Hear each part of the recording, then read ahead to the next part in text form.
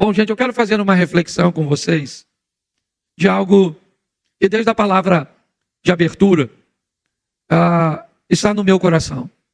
A dificuldade que nós estamos enfrentando de nos relacionar com o nosso semelhante.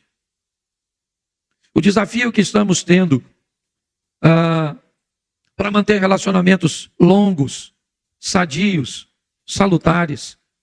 Então eu quero fazer uma reflexão com vocês, pois um dos grandes alertas bíblicos dos últimos tempos seria o esfriamento do amor.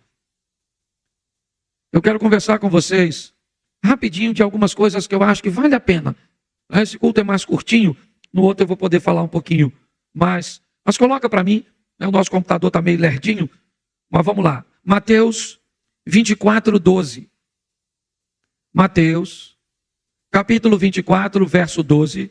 Depois vamos a 2 Timóteo, capítulo 3, verso 1. E por multiplicar-se a iniquidade, o amor se esfriará de quase todos. Você pode ler, por favor?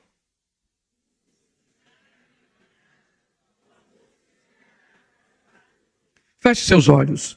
Senhor nosso Deus e Pai, em nome de Jesus, eis aqui a tua palavra. Continua falando conosco. Usa-me como um canal de bênção.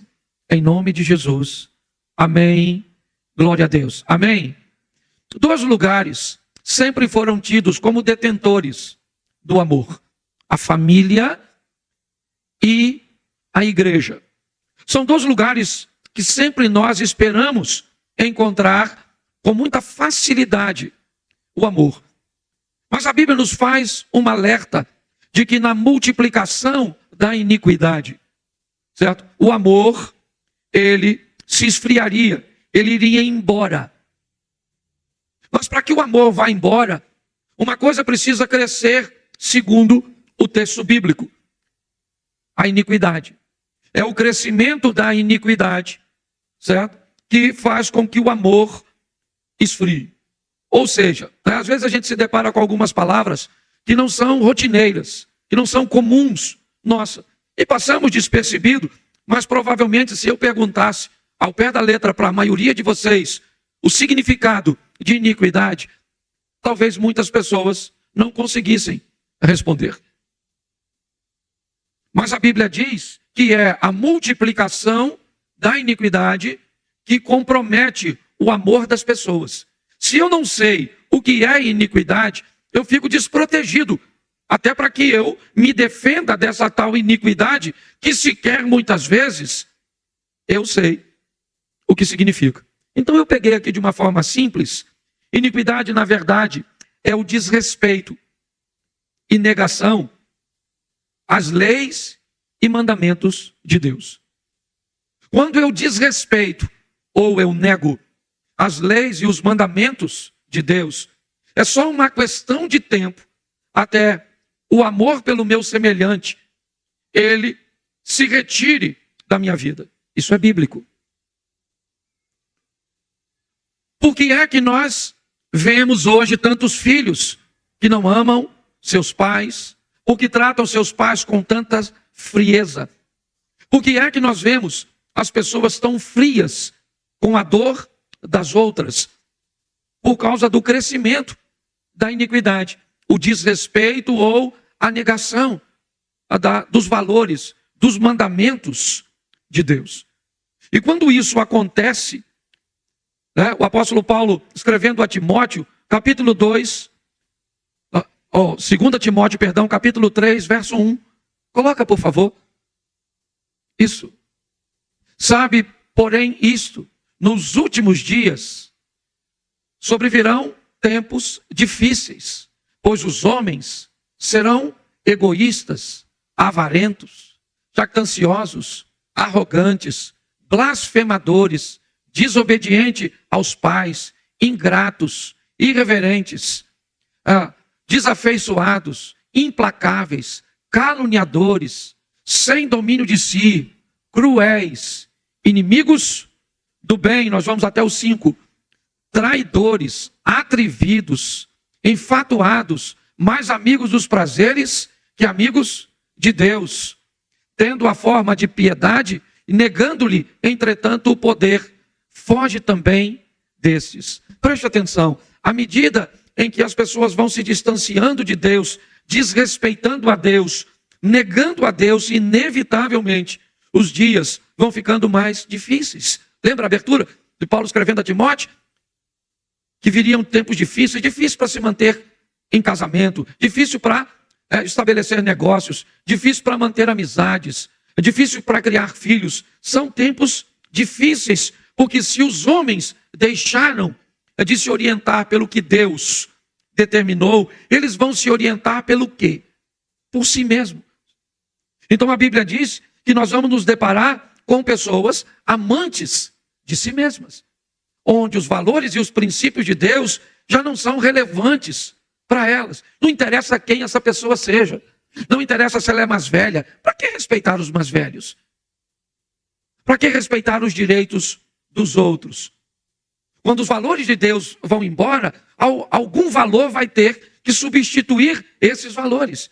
E aí, Paulo também escrevendo aos Romanos, no capítulo 1, no verso 25, nos deixa um alerta bem interessante. Romanos 1, 25.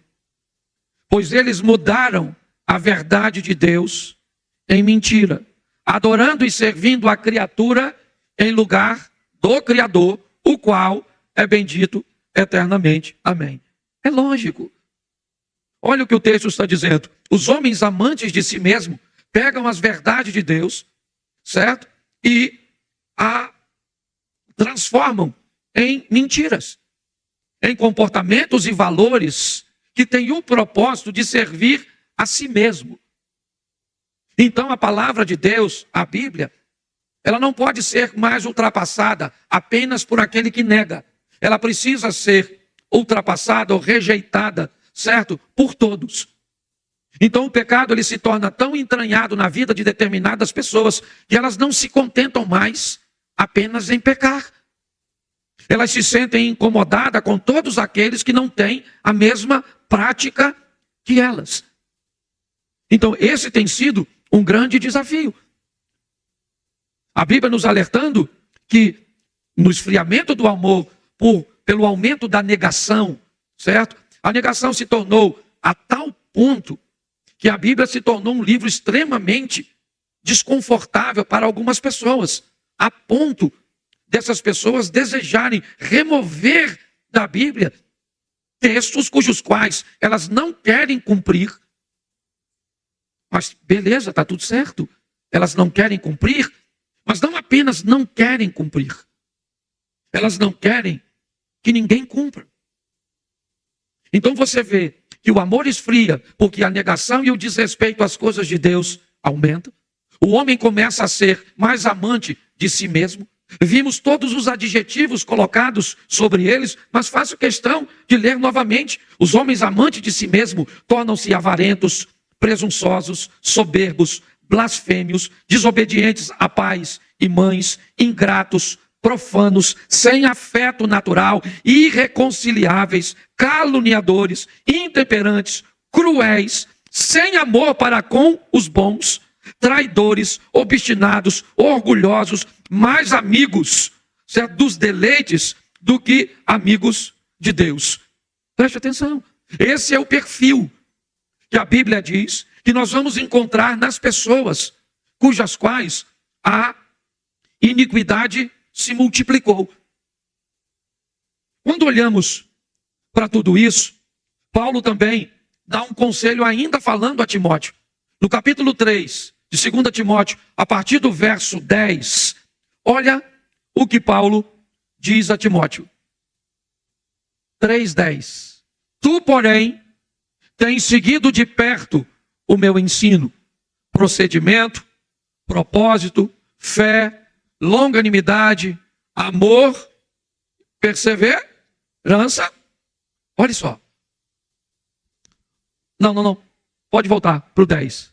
Deixa lá. Preste atenção o que Paulo está falando a Timóteo. Eu gosto um pouquinho mais da minha tradução, pois ela diz assim: tu tens seguido a minha doutrina, modo de viver, intenção, fé, longanimidade, ou seja, capacidade de enfrentar oposição, amor e paciência. Paulo faz uma lista de 7 coisas que Timóteo estava sendo orientado. Primeiro, a doutrina. Depois, a maneira, a conduta, o modo de viver. Segundo, a intenção que estava por trás desse modo de vida. Mais importante de como se vive é por que se vive. Qual é a intenção que está por detrás de suas ações? É isso que ele está dizendo. A fé, a capacidade de resistir ou de enfrentar as oposições, algo que principalmente a nossa adolescência, juventude tem muita dificuldade. É muito difícil para eles ir para um ambiente estudantil e chegar lá, lidar com uma oposição tão forte, tão ferrenha, certo? Quer por material didático, quer pelo corpo docente, pelos professores, quer pelos amigos de trabalho, de escola, certo? O nível de oposição, às vezes, é tão grande que a capacidade dessa geração nova, eles não têm resistência o suficiente. E note que me parece que esse é um problema mais antigo do que a gente possa imaginar. Ainda no verso 3, volta no 7, por favor. Eu não sei com que tradução vocês estão aí, mas pode deixar assim, pode deixar. Que aprendem sempre e jamais podem chegar ao conhecimento da verdade. É aqui que eu quero começar a pregar. Aprendem sempre, mas não conseguem chegar ao conhecimento da verdade. Estão sempre ouvindo as mesmas coisas, ditas por pessoas diferentes, com vocabulários diferentes, de forma diferente. No mês aqui, no mínimo, você ouve 4, 5 pessoas passando por este púlpito, conversando com você, tendo um propósito, certo? De deixar uma mensagem.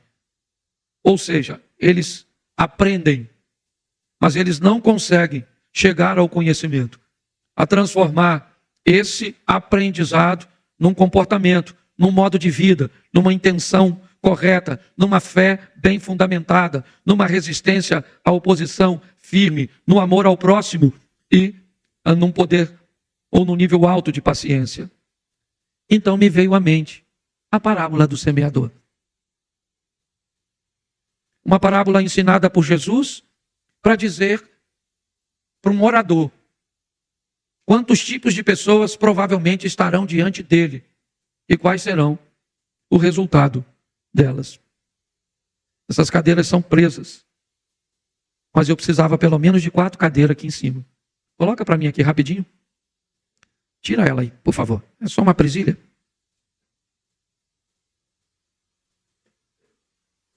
Pode me dar aqui que eu coloco ela.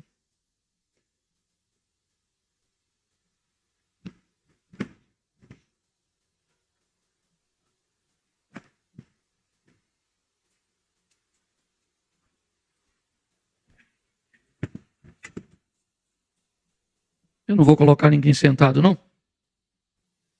Mas eu quero que você imagine que as pessoas que vão ouvir você falar, segundo Jesus, ela pertence a 4 grupos. Isso dá 25% para cada uma delas. E nós vamos dar uma olhada rapidinho na parábola do semeador. E talvez você entenda porque muitas pessoas se comportam como se comportam na sua casa, na sua vizinhança e até mesmo dentro da igreja que você frequenta, seja aqui ou seja em outro lugar. Coloque alguém que você consegue enxergar com um comportamento cujo qual eu vou traçar sentado nessas cadeiras. Marcos, capítulo 4, verso de número 3. A parábola do semeador é narrada em 2 evangelhos, tá certo? Mas nós vamos dar uma olhadinha primeiro no evangelho de Marcos. Capítulo 4, verso 3. Ouvi, eis que saiu o semeador a semear.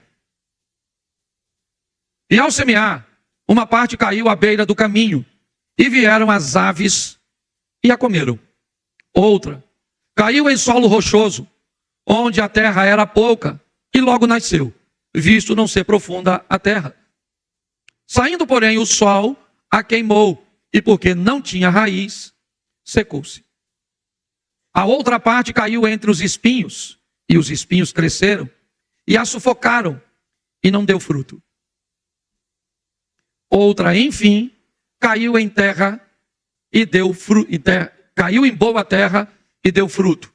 E vingou e cresceu, produzindo a 30, a 60 e a 100 por um. Preste atenção.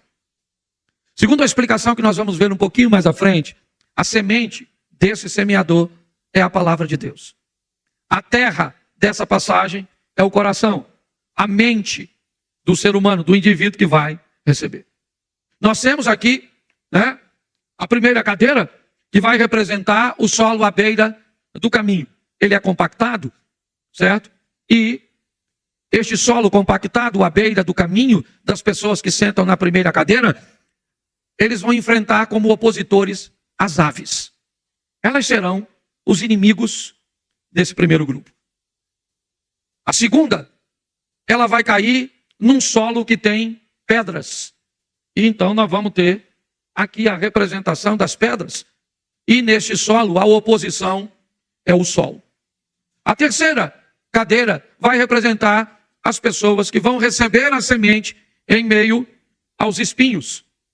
E então, elas vão enfrentar um nível de pressão tão grande, certo? Que elas vão ficar improdutivas. E na quarta cadeira, nós vamos ter a terra boa. E com ela, nós vamos lidar com a produtividade. Tá certo?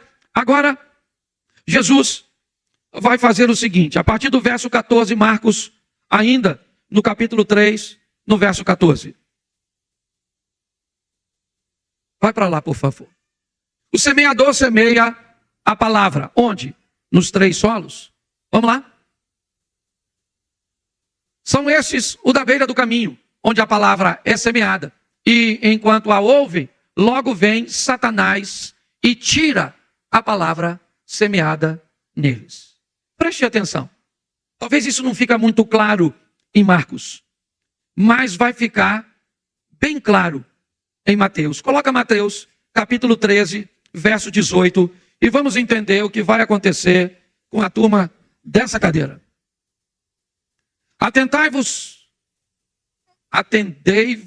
Atendei vós, pois, a parábola do semeador. Perdão. Vamos lá. A todos que ouvem a palavra do reino e não a compreendem. Preste atenção que tem um grupo de pessoas que vão estar ouvindo a palavra de Deus. A semente. O semeador sobe aqui, quer em forma de canção, quer em forma de palavra de oferta, de campanha, certo? Quer em forma de pregação. Ele vai buscar semear alguma coisa no seu coração. E um grupo de pessoas que vão te ouvir aqui na igreja, no seu trabalho, na condução, na escola, elas vão ser representadas por uma parte. E que parte é essa? Na narrativa de Mateus, as pessoas que não vão conseguirem entender. Elas vão te ouvir, mas elas não vão entender o que você está dizendo. Preste atenção. Eu não sei nem se Satanás precisaria, certo? Remover algo que sequer eles conseguiram entender. Mas é muito importante, quando nós estivermos falando, nós buscarmos ser o mais claro possível, principalmente para atingirmos este grupo. Porque se essas pessoas não entenderam nada, certo? Canta-se uma canção que elas não entendem, porque nós imaginamos, ou pelo menos imaginamos, que todo mundo aqui está familiarizado com a Bíblia. Certo? Nós estamos imaginando que todo mundo cantaria muito bem, caia fogo do céu e queima esse. Mas será que todo mundo sabe o que é esse fogo? Será que as pessoas estão familiarizadas com isso? Porque se falarmos coisas que as pessoas não entendem, o que elas vieram fazer na igreja? Nada. Dar apenas um passeio. E essas pessoas, elas vão embora. Elas podem até por algum momento, por uma emoção, sem entender direito, elas podem vir aqui na frente atendendo um apelo que sequer sabem o que está fazendo. Eu não sei se você sabe o número de pessoas que recebem Jesus e vêm aqui à frente. É bem maior do que aqueles que conseguem prosseguir e permanecer. E tem gente que depois, se você perguntar, ele nem sabe direito o que fez. Então, Jesus está dizendo que há um grupo das pessoas cuja qual você talvez pertença. Pastor, realmente, eu às vezes não entendo nada. Eu não consigo ler a Bíblia, certo? Eu não consigo, às vezes vocês falam algumas coisas, expõem algumas questões que, na verdade, eu não consigo entender. Então, se você não consegue entender, a Bíblia é bem clara. Vem o diabo, arrebata, tira do coração. Essas pessoas, elas podem até vir ao culto, mas na verdade não faz parte dele não, certo? E eu acho que deve continuar vindo, até que uma hora alguém se conscientize que tem que viabilizar uma mensagem que também acesse essa pessoa. E eu não estou falando só de igreja não, gente. Eu estou falando de qualquer ambiente, tá certo? Essa semana passada eu peguei um voo com um senhor, indo para Recife, e ele era um general, um cara muito bem posicionado. E ele sentou do meu lado e começou a me fazer perguntas de gente que não entendia nada. Eu não sei se vocês viram, não estou fazendo crítica nenhuma a ninguém, mas eu vi uma fala de Zezé de Camargo narrando um episódio bíblico onde Jesus tem um encontro com Abraão. Está batendo um papo. Você está entendendo? Ou seja, se você conhece um pouco de Bíblia, você viu que não tinha conectividade no que ele estava falando. Então, isso mostra apenas o que as pessoas entendem. Então, por que é que muitas pessoas talvez não consigam melhorar a sua vida, estabelecer um padrão de cristão na sociedade, se tornar o sol que vai oferecer sede, se tornar uma luz que vai remover as pessoas das trevas? Sim, não é porque elas não querem, é simplesmente porque elas não entendem. Você está entendendo? O eunuco estava lendo o livro do profeta Isaías. Filipe lhe perguntou: entendes tu o que lês? Ele disse: como eu vou entender se alguém não me explicar? Então é importante que tenhamos esse entendimento. Então, eu já tirei uma cadeira. Tá certo? Mas vamos lá. Volta lá, por favor. Deixa eu pegar Marcos aqui, que fica mais fácil. A partir do 14. Volta a Marcos, capítulo 4, a partir do 14. Agora eu vou ficar por aqui para ficar mais fácil. Isso. O semeador semeia a palavra. Vamos lá. Aí vai vir o primeiro grupo, certo? São estes os da beira do caminho, onde a palavra é semeada, enquanto a ouve, logo vem o Satanás e tira a palavra. Então tá bom. Mateus nos diz que essas pessoas não entenderam. Ok? Então vamos lá. Vamos para o próximo, 16. Semelhantemente são estes semeados em solo rochoso, os quais, ouvindo a palavra, logo a recebem com alegria. Vamos lá, 17. Mas eles não têm raiz em si mesmo, sendo antes de pouca duração, lhe chegando a angústia ou a perseguição por causa da palavra, logo se escandalizam. Preste atenção, porque agora nós temos o segundo grupo. A palavra foi semeada e o coração dessa pessoa é representado como um coração rochoso. Se você já foi em Israel, você deve entender um pouquinho o que ele está querendo dizer. Certa superficialidade da terra na maioria dos lugares. Ok? Onde sempre a terra disputa espaço com as pedras. É um solo rochoso. Tá certo? O deserto da Judéia, principalmente, ele não é como o deserto do Saara, de areia. Certo? Ele é chamado de deserto. Primeiro porque é inabitável, tá certo? Mas ele é composto de terra e pedra. Então, o que Jesus está relacionando aqui agora é dizendo que nós vamos ter pessoas sentadas nessa cadeira, certo? Que vão receber a mesma palavra que o de lá não entendeu. Aquele lá não conseguiu pegar nada. Esse aqui ainda pegou alguma coisa. Esse que sentou aqui, ele conseguiu recebeu com alegria. Certo? Mas ele vai ter problema com a resistência, com a longanimidade. Ele vai ser alguém que, quando enfrentar a oposição pela própria palavra, quando ele tiver que viver lá fora, debaixo daquela palavra que ele recebeu aqui dentro, e ele tiver que lidar com as oposições, com a perseguição, por causa da palavra, ele também não aguenta. Ele se escandaliza. A palavra escândalo ali, certo? Que é apenas fazer. É uma expressão que na maioria das vezes é utilizada por um caçador. Quando um caçador vai caçar, a primeira coisa que ele faz na mata é encontrar a trilha do animal cujo qual ele quer prender. Então o que ele faz? Ele coloca alimento na trilha para que o animal continue passando por ali. e logo depois ele arma naquela trilha, naquele percurso, a sua armadilha. Se ele tiver êxito, ele matou o animal. Se o animal conseguir fugir, o animal se escandalizou. Ele saiu do caminho, ele foi embora, ele saiu da rota, ele estava andando do caminho, mas ele escandalizou. Certo? A palavra escândalo é sai do caminho natural, o que deveria estar andando. E é isso que a palavra está nos ensinando. Nós vamos ter um grupo de pessoas que vem para a igreja e que amam receber a palavra. Amam cantar a palavra, né, em louvor, entra no coração deles, eles recebem com alegria, gostam dos pregadores, eles gostam de tudo. Eles só têm um problema, eles têm dificuldade de resistir a essa pressão. Quando eles recebem a pressão, a angústia e a perseguição por causa da palavra, eles não conseguem, e aí eles não conseguem.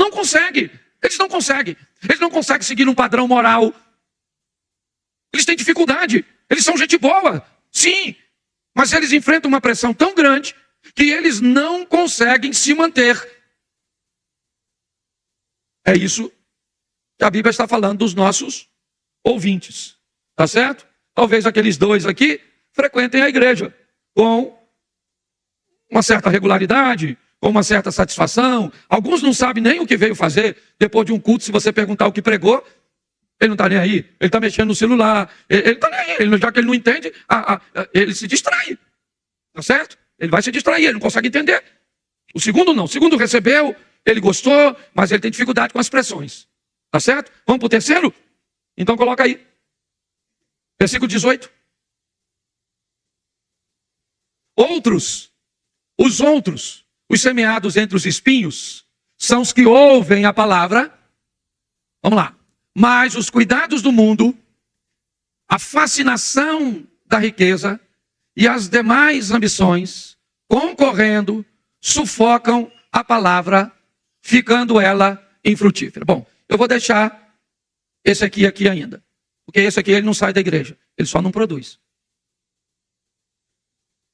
Esse aqui normalmente ele não vai desviar, tá certo? Ele só vai dividir a atenção dele. Ele não é alguém produtivo.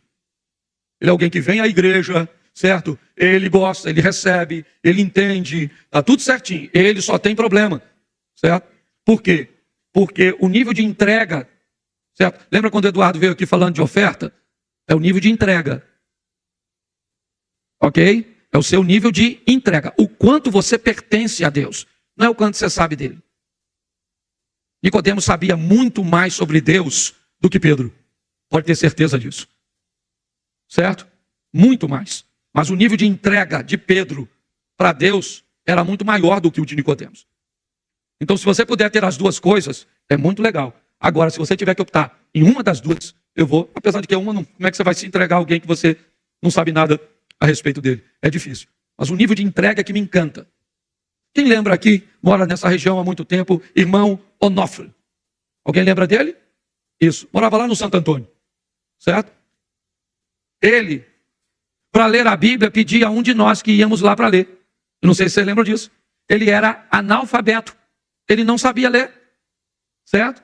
E se soubesse era muito pouco. Não vou dizer que era analfabeto de tudo, porque eu também não tinha tanta intimidade. Mas eu já fui. Fazia fila para aquele homem orar. A proximidade daquele homem era algo sensacional. Sensacional. Extraordinário. Ele sabia muito pouco. Mas o nível de entrega era muito alto. Nos espinhos, o que acontece? A semente não morre. Ela só não produz. E há uma sentença para uma árvore improdutiva na Bíblia. Ela será cortada e lançada no fogo. É isso. É muito importante nós entendermos isso. Porque parece que, não, mas eu estou aqui. Então tá certo, você é o cara da cadeira de cá. Tá bom. E eu entendo todas as suas necessidades, todas as suas ambições, todas as suas preocupações, todas as contas que você tem para pagar. Eu entendo tudo isso. Sua fé só vai precisar aumentar um pouquinho mais. Certo? Para que através da sua fé você entenda que o Deus que você serve é o Todo-Poderoso que provê todas as coisas. Das mais simples às mais. Eu levantei esses dias de manhã e na minha sala tem um sofá marfim. Devia ter, para não errar, pelo menos uns 200 cupins no meu sofá. estava pretinho de cupim. Eu, apavorado, de que aquilo passasse para outra coisa, para outro lugar. O que é que eu fiz? Peguei o sofá, puxei para fora e já deixei lá fora. Já estava caindo aquele pozinho. E eu pensei, eu preciso de uma dedetizadora. Conhece alguma aqui em Xerém? Que pudesse me indicar? Se você é de Xerém? Pois é, eu também não conheço não. Dedetizadora. E eu falei, sabe aquela coisa que você fala, você que é meio religioso? Jesus! Onde eu vou arrumar uma dedetizadora? E peguei meu carro e fui lá tomar um café, brother. Cheguei lá, o cara sentou e falei, ei, pastor, tudo bem? Falei, tudo bem. Gosto muito do senhor. Nunca tinha visto o cara. Ele falou, eu estou por aqui, tem um negócio no futebol aí, mas eu sou lá. Eu acho que ele é de Mesquita, uma coisa assim. Eu falei, tá legal. Vou te dar o meu cartão. Quando ele me deu o cartão, era da dedetizadora. Eu não sei se você lembra disso, Reinaldo. Certo? Deve ter umas 3 semanas, mais ou menos. Eu falei, mano, é dedetizadora. É negócio de cupim em si? Ele falou, especialidade de matar cupim, tá na época do cupim, o cupim faz isso, o cupim perdeu o assado, me contou a história do cupim toda. Eu falei com ele, deixa eu te falar uma coisa, eu acabei de botar o meu sofá do lado de fora precisando de um dedetizador. Você vai lá em casa agora. Ele falou, vou, mas me passou o orçamento, certo? Já encontrei com ele outras vezes lá. Por quê? Porque Deus, deixa eu falar uma coisa para você, Ele cuida das pequenas coisas e das coisas grandes. Amém? Eu estou te contando coisa que para você pode não ser nada, mas onde eu arrumo uma dedetizadora? Certo? Eu estava precisando. E ele me escutou, foi tomar café comigo e me apresentou o cara da... Mas vamos aqui, porque senão eu não termino.